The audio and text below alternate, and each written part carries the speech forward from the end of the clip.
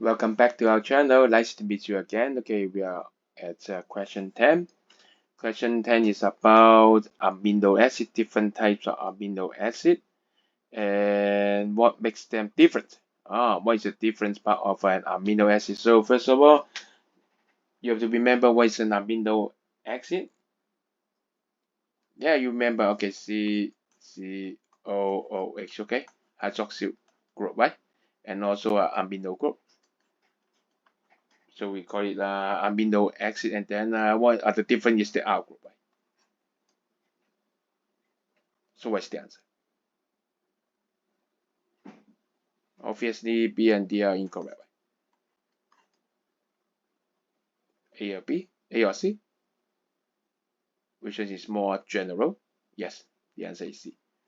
Although the R group may they have a different number of unsaturated carbon there, but we talk about it more details about the composition of side chains. Okay, not just about unsaturated carbon's number can describe the difference of the amino acid. Not enough, not detailed enough for A. Okay, so the answer is C.